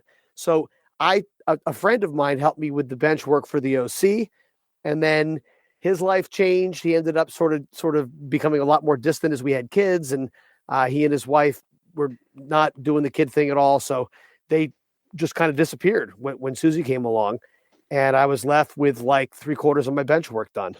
So I worked on the rest of it myself, working on the way he had taught me to do it, and was able to finish it up, and then was able to go from there. And the track went in slowly but surely, and I enjoy laying track. So that's something that I've been able to bring to Tom's layout too. Track work bench work is critical. You need it to last, and you need it to be, robust. But it's still carpentry work, and it's not finishing work. It's rough carpentry work. You can rough that stuff in, and as long as you keep things level and keep your eyes on the prize, it comes together okay. But track work, there's a finesse to that. And doing the track work here all myself on the OC, I laid every inch of track on the OC. That was helpful to be able to bring that and help Tom do some of that stuff over the last year or so. I do have to say, Dave knows what he's doing with track. He gave me some pointers, and it was good information.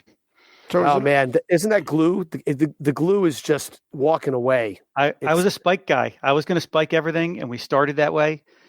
And there's a lot of track that doesn't come with holes in it, which is really tedious. Drilling holes for track spikes.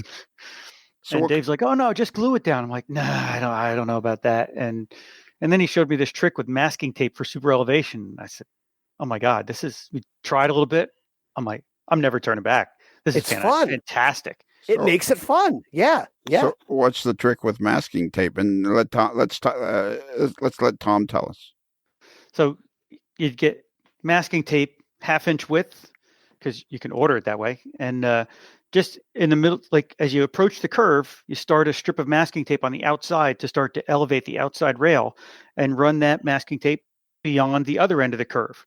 And then you take another piece of masking tape and you go about 4 inches in, 5 inches in, you start it, and you go through the curve, and you stop at about 4 or 5 inches shorter than the other end.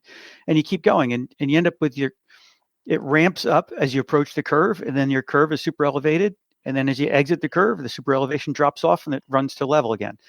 And you maybe end up with 5 or 6 layers of tape throughout the entire curvature of it. But where you're approaching the tangent, that's where you ramp up and down. And it really gives a nice look, and it's so easy to do. And then I use a different adhesive than Dave was using. I'm not sure what brand he was using.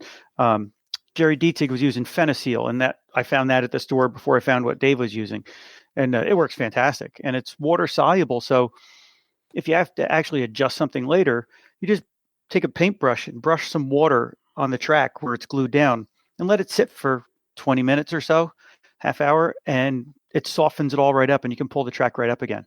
Wow! So it's really user friendly, and it doesn't. Modern materials have made a big difference. That's cool. These are like space age adhesives. It's fantastic. He'll never hear that. That's fine. Oh, I know. So what's nice is as it starts to set up, it binds more and more, but yet you can still adjust it. So you can just run your fingers along the rail to smooth out any kinks or anything as it's starting to set. And it's really a fantastic way to lay track. I would absolutely recommend it to anybody. That's kind of neat. And you thought that up yourself, Dave? Well, it's the caulk, the latex adhesive caulk that I was using, which isn't as flexible as what Tom has been using. The super elevation and the overall methodology is actually stuff I read in Model Railroader. Okay. Probably a couple decades ago. That's the way, if I'm not mistaken, that's how Darnaby laid his track. And he was in the early 2000s. He always had articles about what he was building and how it was going in. And Ted Pamprin, one of the New Jersey crowd, he also laid his track with glue. And so I didn't find out about that till after the track was all in on the OC. But I did some experimenting with it, and it really, like I've never been a hand layer of track. Someday I'll probably try it. Once the OC is done, there's some diorama ideas and stuff I've got. But for getting trains running, the flex track and the adhesive caulk is just the way to go. So I'm thrilled with what Tom's doing is just going to be beautiful. So what code track are you using? What kind of track and what code are you using? Well, I've been collecting track forever. And whenever I saw a deal on a switch at a train show or something, so I've got piles of Shinohara track, which is okay, but it's got its shortcomings. I think I don't know if the molds on the stuff were wearing over time, but there's some issues that I've discovered with the Shinohara. But I DCC friendly everything. I cut the Shinohara throw bars out, and I solder in PC type strips for throw bars, and I cut the frogs so that they're isolated. But the frog flangeway is too deep inside the frogs, and the wheels drop in. The flange doesn't ride on the floor of the frog in the switches, so you actually have to shim some of them. And there's nicer stuff that's out, and I've switched over to using Pico Track. Anything new that I purchase is Pico Track now. Oh, really? Eh? Yeah, it's a nice product. The switches, it's a stamped point rail. It's not a piece of rail that's machined to a point. So it's, if you're looking for, Proto 87 appearance, that's not it. But it's really nice track. It runs really well. Everything's, just glides right through it. The flex track is super nice to use. The rail joiners are nice and snug, but they're not impossible to get on. Microengineering, I always found challenging with their rail joiners with their track. It's, use a Code 83 joiner on Code 83 track, and you'll bloody your hands trying to push them on with your fingers. I actually created a little tool with 2 pieces of rail that were filed to points, and I have an upside down L. Like I took a 1x3 and I put a 1x2 on the edge of it, and I spiked these pieces of rail to little blocks so it would slide on this upside down L, and the rails just lined up straight at each other. You just put a rail joiner on, and you could start them on these at least to spread the ends of it so that you could put it on a piece of rail easier. Just because they're so hard to get on. They hold great, but it's just so hard to work with. So the Pico stuff is just a breeze. I got 2 questions. I actually got a good one for Rich and a good one for you. I think I'll go with Rich first. Rich, okay, are you ready? I am ready. Okay. I think this is a good question. I don't know if I'm going to word it very well. So I'm assuming you're going to be pretty confused by the time I get finished. Well, before you start, can I ask, have some of the other questions not been good? Touche. Well, if you ever listen to the podcast, I think that answers itself. So you're not a model builder, you're not a layout builder, but as an observer, as a participant, do you get a sense that model railroading is improving? Because you've been operating layouts now for 20 years. Do you get a sense that as you watch, do you feel like because you're getting to see this layout from its infancy, from its beginning, do you get a sense that you're starting to understand layout building better than you did before? Absolutely, yeah, because I really knew very little about it. Tom's construction standards and his exacting standards and detail are impressive to me because I'm not handy. His ability to, eyeball things and say, "Yep, no, this isn't going to work. We're going to have to redo this." I'd be like, "Yeah, it's close enough," But that's the difference between flawless operation. So, and do you feel like building a small layout wouldn't be beyond your scope now that you've had been exposed to building this layout? Well, I would say that I would certainly, if I was going to try something, I would try something small and see whether I could actually, turn the corner as someone who's not particularly handy. But for me, and let's face it, right, operations is just a small circle in the small circle of model railroading. But for me, the reason why a small layout isn't that appealing is because I enjoy the people side of operations and the interactions with other operators. Now, yeah, you could have 2 or 3 operators in a small layout, but being able to go to Dave's where there's 15 other people, or Phil Monat's or whoever, that's what makes it fun for me. Yeah. But this must be a new. It just must kind of. I guess the question really is: this must add to the overall enjoyment of model railroading now that you've had the opportunity? Granted, if you're all thumbs kind of guy and you're not a handy guy, regardless of the fact Tom seems to enjoy having you come over and do whatever you can do. It must kind of give you a better sense of what's involved in a layout when you're maybe a better appreciation for a layout that runs well. Absolutely. Yeah. Seeing the work that goes into what will become a very smooth running railroad is impressive. Right. Now I don't remember the question I was going to ask Tom. Couldn't have been that good of a one. I'm sure it was good. How do you, I know what it is. It was, how do you keep people like Rich, who are all thumbs, from helping without screwing up? No, I think I get a sense of that. But go ahead, answer that question. The one time I had Rich over, we were puzzling out elevations and setting up risers with elevations on them, and it worked out great because you have to, get it to the appropriate grade, and then you have to level it, across the track too as you're attaching the risers and everything. And an extra set of eyes and hands is very helpful there for that kind of stuff. So it's perfect for that. Yeah, and you sound to me like somebody that's very welcoming. You're not looking for experts. You're looking for people that are just wanting to partake in the process. Everybody's trainable. Yeah, but you can learn. Everybody can learn. Yeah, but you're also. When I was there, I felt very, I don't know, a fuzzy, warm feeling about. Like I can hardly wait to come back and operate the layout.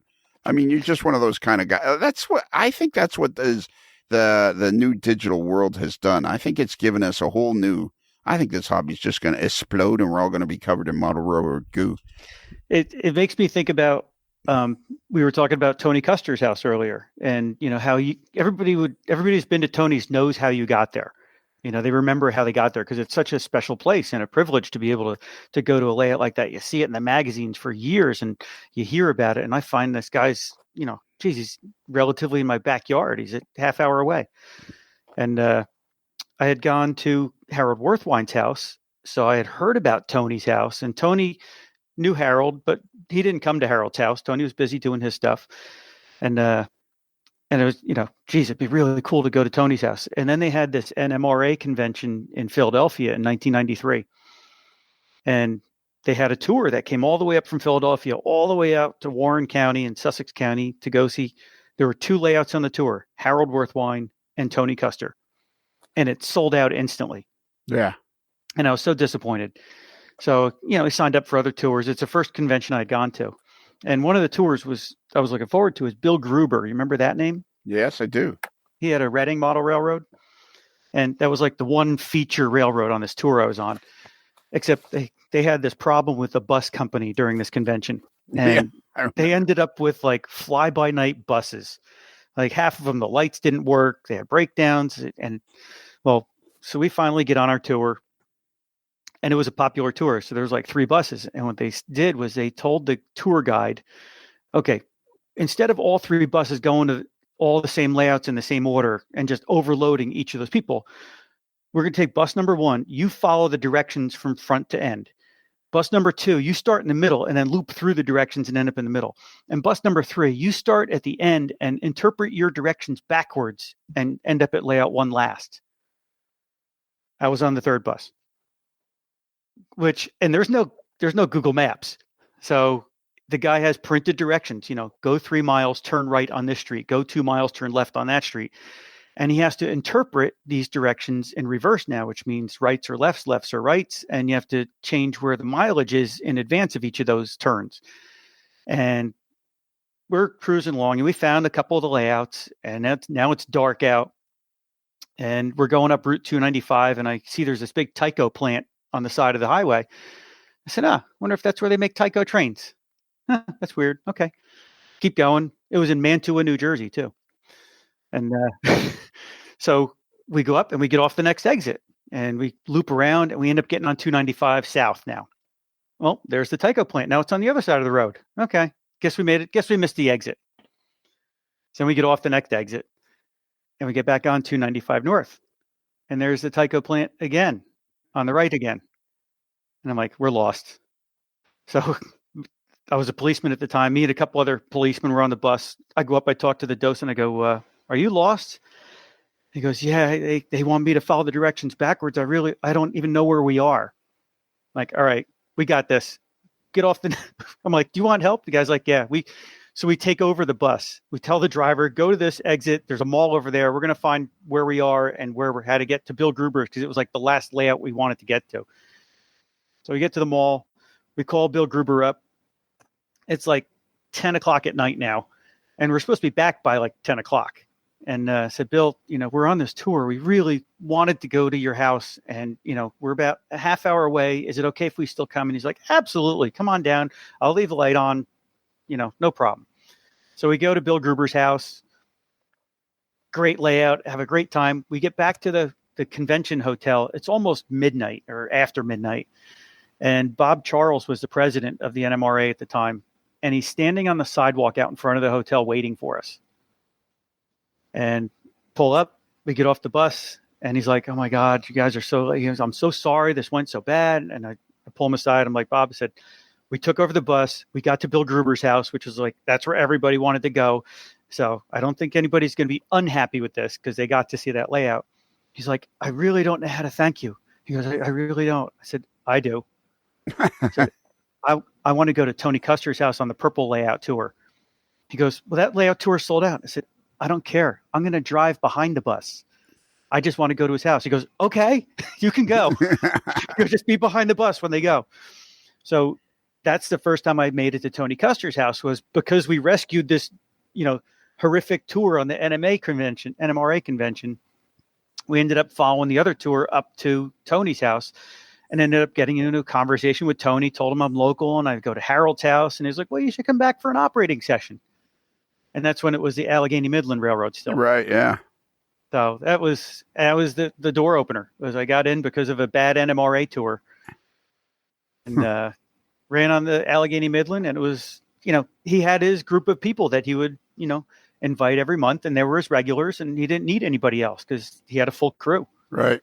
So he wasn't like looking for people, and just I happened to weasel my way in. Yeah. Well, he wasn't looking for me to come over either, but I did. Same thing with Alan McClellan, right? Yeah, well, yeah, that was It's a good story. I hope you guys are aware of what you're doing. I hope you guys are cognizant of what you're creating, and the responsibility you guys are going to have going forward. Responsibility to the hobby that you guys are going to have going forward. I really do, because I think. It's this kind of stuff, and I think it's all over the country. There's these pockets of places where people are creating welcoming societies of people that just seem to enjoy the hobby. That's the sense I get from you guys. Well, Dave and I have had this conversation, and you look at the demographics of our area and who the layout owners are. They're all older than us. Jim Homoki's not far away. He's older than us, not by much. But you got Tony Custer's, getting up there in years. Jerry Dietzig's seems like a young guy, but he's getting up there in years. Ted Pamperin's, an older fella. There's the people that have the layouts that have been operating are aging, and it's not going to last forever. And Dave and I are the next generation that are apprenticing into these roles of being the go-to layouts eventually. Yeah, exactly. You're apprenticing into that role of being those guys. And it's cool. It's cool. It's cool. I think the difference between now and the stories you and we all talk about getting to meet Tony is like, there was a lot of leg work and a lot of work to get into these layouts. And now the people are so much more accessible. Even just to follow along on a Facebook page, you're going to end up with people all over the world following your progress, and it changes the whole landscape of what model railroading is. And I'm so thankful to Harold Worthwine, because he was so open-armed to anybody who wanted to come visit and to come run trains. And that was the beginning of the community that I've, built my adult friendships on, is going to Harold's house, because he was so open door policy, Yeah. What do you think, Rich? How'd this go? I think it's gone pretty well. Yeah, I think so. I would like to spend just 2 minutes to just help, again, the folks that aren't familiar with the area understand the difference between the Lackawanna Railroad and the Erie-Lackawanna Railroad. Yeah, I'm sorry, Because- we're out of time. The network only allots us so much time. Okay.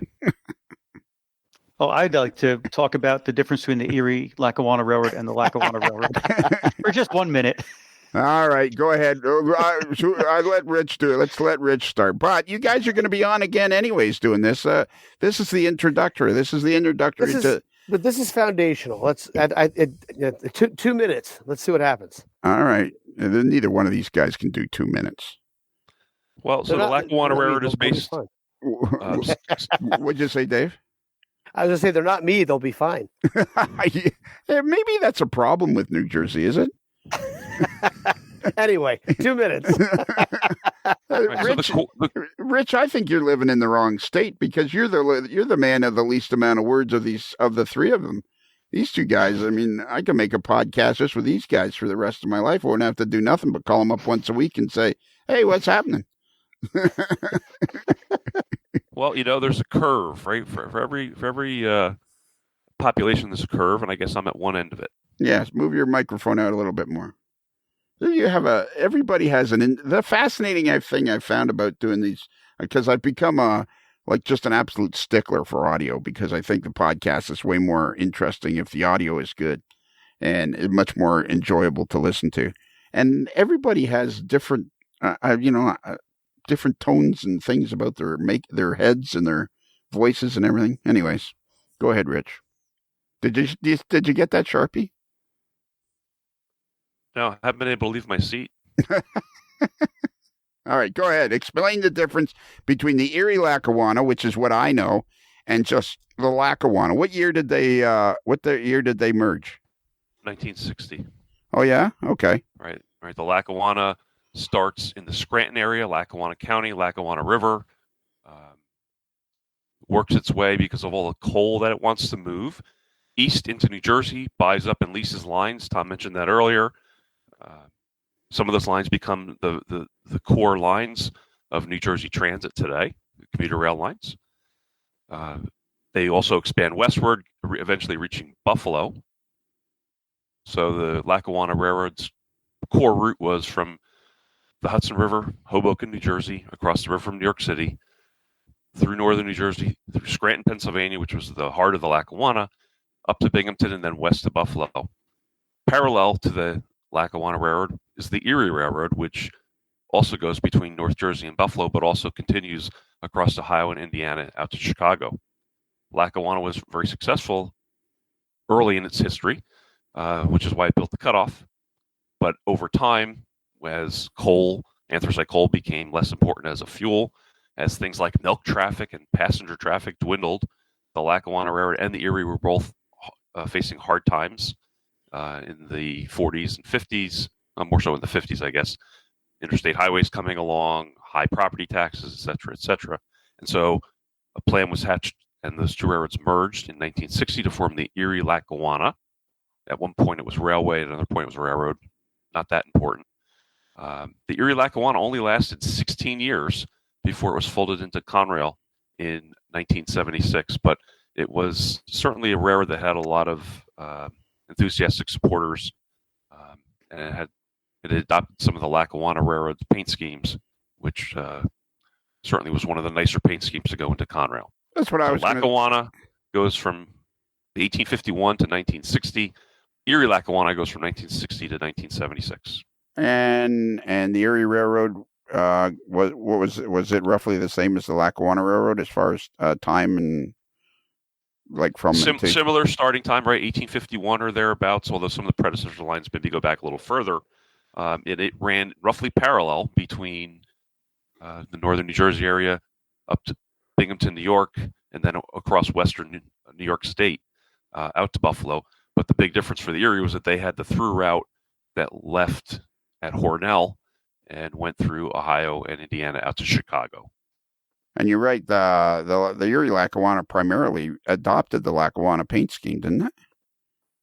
Yeah, not initially. It was a kind of a mix of things, but by 1963 or so, the Lackawanna scheme was taken over.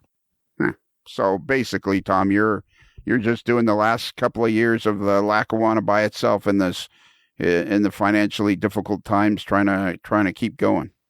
Yeah, as they were struggling in the mid '50s, it was the end of the grace period. They still had the through passenger trains. They were still running suburban commuter service from these extreme endpoints of the Sussex branch. Still had regular commuter service into Hoboken every day, and on the old road, it went out to Washington, New Jersey. They had these passenger trains, which also handled milk up on the Sussex branch. I'm going to ask you this question, and I shouldn't because, like I say, the network is very critical about our time. But you're a perfect guy to ask this question too, that I've asked 1,000 times. What is it about this hobby, Tom? Like, what is it about this hobby that draws people to it? I don't understand that. That has become my mandate for this podcast, is trying to understand this hobby, because I could do this podcast for 100 years and I wouldn't run out of people to talk to. So how much time do I have for this answer? As much as you want, but keeping in mind that, we've already been on for quite a while. I know. It's several things. One, it's sentimental feelings about enjoying trains with my dad and having those times in my youth, and then learning about railroads and the history of railroads. I like history. I like the mechanical things, the engineering of it. I like the massiveness of trains. You see a train go by when we were up at Crescent on the Bennington Curve, and you're on the ledge right above the tracks, and you're almost level with the top of the locomotives as they're chugging up the hills. It's just really an impressive experience. And you tie all that in, and you can have your own miniature world of it. But at the same time, as you're toiling away trying to complete these projects and work on these things, you have this. It's almost like a meditative time where you can't think about anything else. You're just so focused in. For a while, I was doing welding, and it was the same thing. You have so many things you have to pay attention to when you're welding. You have to look at the angle you're holding the rod at, how high it is, how fast you're going, how big your circles are, where your heat is, where the puddle is. And you have to be so focused on it, you really can't think about anything else. And that's part of the zen of model railroading. That's the word I was looking for. It's like a zen. You just get into this zone where everything's gone, and you have this peaceful, clear mind while you're thinking about things. And then on top of that, it's a shared experience with other people who have this same affinity for trains. You get together and you can talk about your favorite railroads and where they went, and you go rail fanning, and you can go out to Crescent, and you can go to model train shows, and you can go to operating sessions at each other's houses and have mutual enjoyment of the thing you're having fun with. And the social aspect of it is just the icing on the cake, because the friendships that I've made through the model train hobby are my most important friendships that I have in life. Yeah, that's one of the most bizarre things I think of. And I mean, you could even use, you could use any number of examples with me, but I mean, that's, I think, one of the most endearing things about this hobby. It's that you can have a guy that plays the French horn in the Dallas Symphony Orchestra, and a guy that is great at fixing agriculture equipment in Campbellcroft, Ontario. And if these two guys find a common interest in any railroad or any railroading thing, not only do they become friends, they become lifelong friends and good friends. It's a phenomenon, I think, that's unique to this. I'm sure other hobbies have friendships, but I think that's a phenomenon that's unique to this hobby. And it's such an interesting cross-section of society, the people that are interested in this hobby. Because you have, Rod Stewart, Michael Gross. The one guy I was carpooling with at an NMRA convention in Cleveland he's retired, but he was the commander of the Atlantic Undersea Fleet for the U.S. Navy. Right. I have another guy who lives in the D.C. area. He was one of the senior executives for NASA during the Apollo missions. Like, you meet these extraordinary people, and there's, everybody's extraordinary in their own way in this hobby, and they all bring something to it, which is the fun part of it. And you get to meet these people through all these different avenues, and yours is not just another layer for ways to people to connect.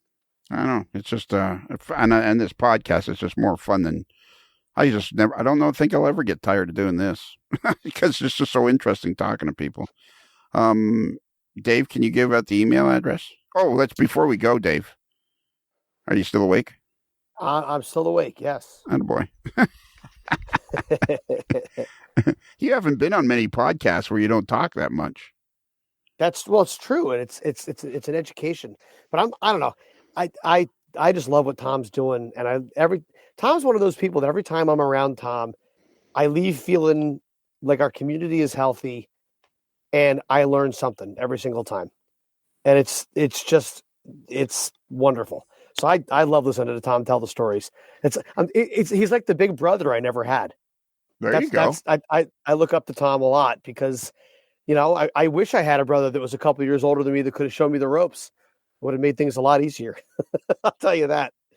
Actually, imagine how evolved he would be if he had met earlier. Yeah, exactly. Yeah, right. I mean, yeah, I could pretend a lot better. Well, and you guys are three of you. You're a unique crowd in yourself because you got one guy who just loves to operate, but not a modeler per se. But he's a model, as far as I'm concerned. Rich, you're a model railroader through and through because you're so involved in the operations and the people, and now you're getting some experience in layout building through Tom.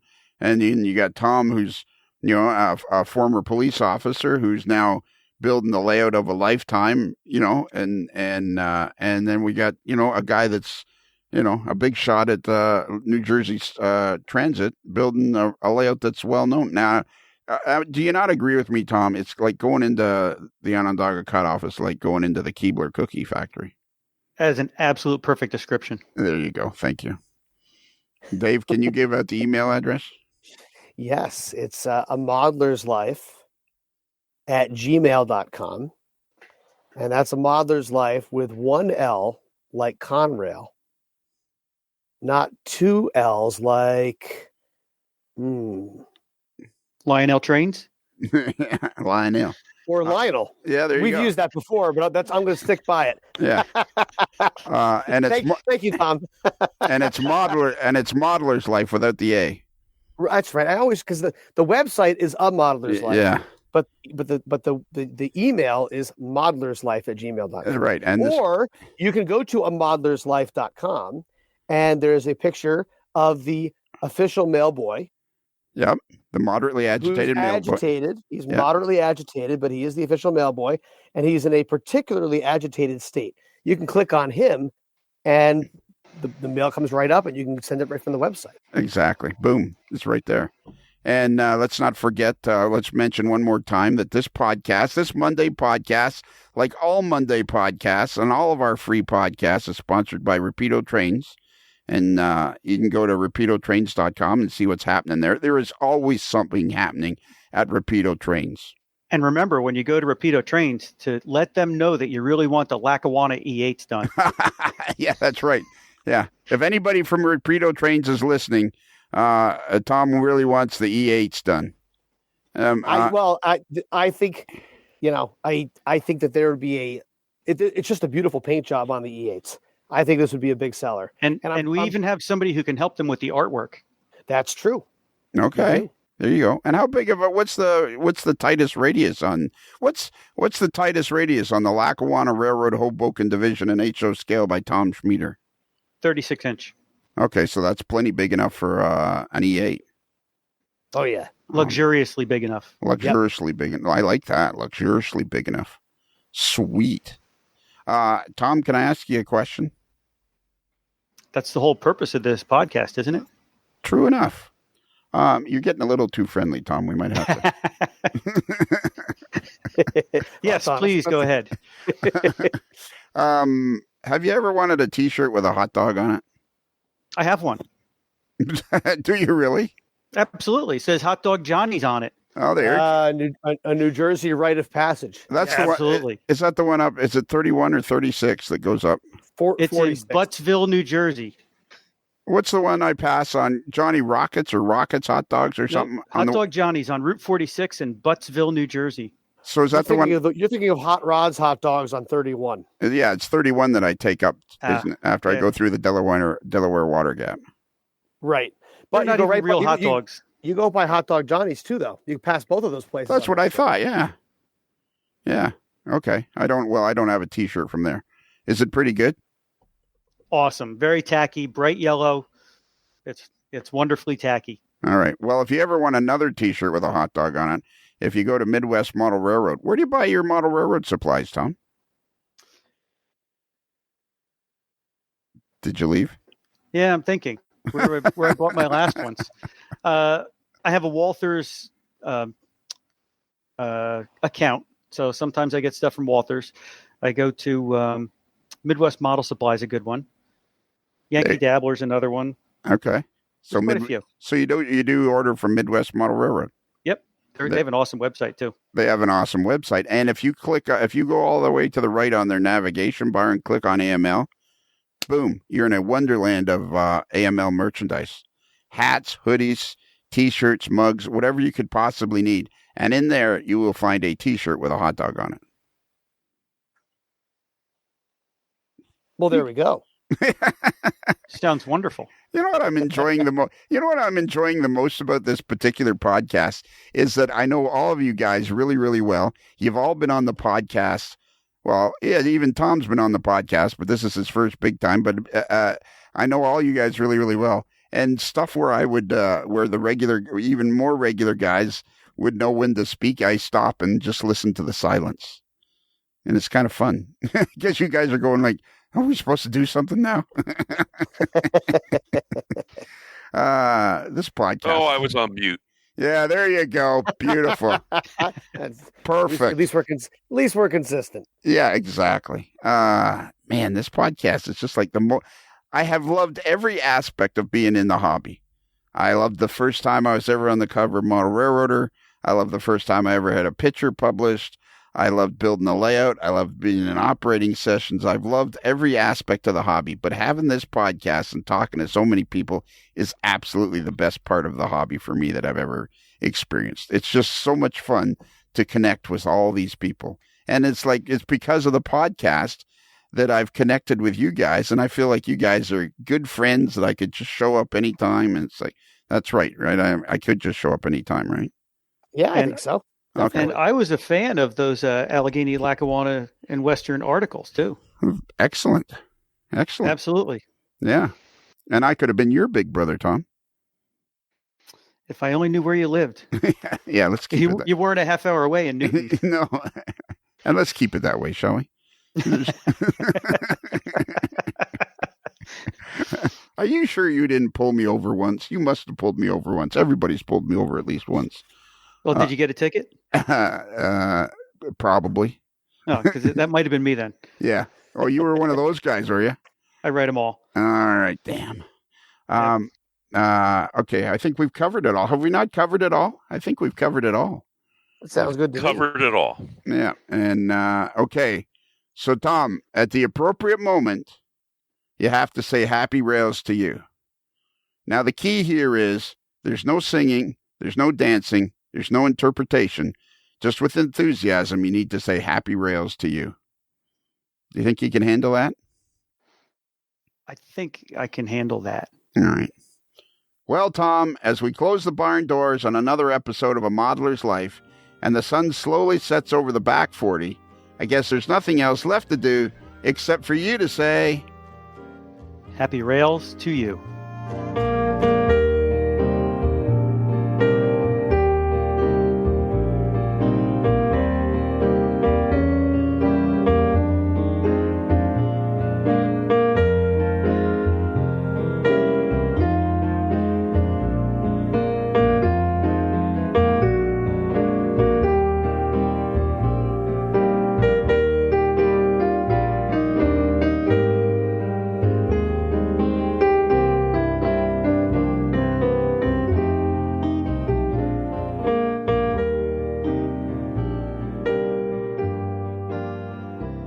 While in Busted Knuckle, guests of A Modeler's Life podcast stay at the Casa del Sol Motor Court and Inn, where late night dancing at the Rumba Room is a magical event to be experienced. It's another Lincoln Homer.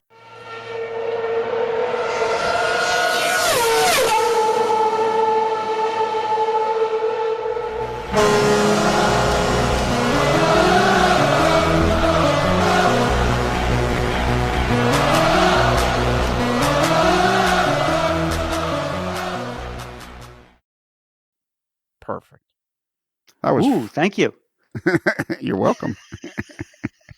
Now all you have to do is send a check for $382, and we'll broadcast this. Do I get a free T-shirt if I submit that? Yeah, actually, you probably would.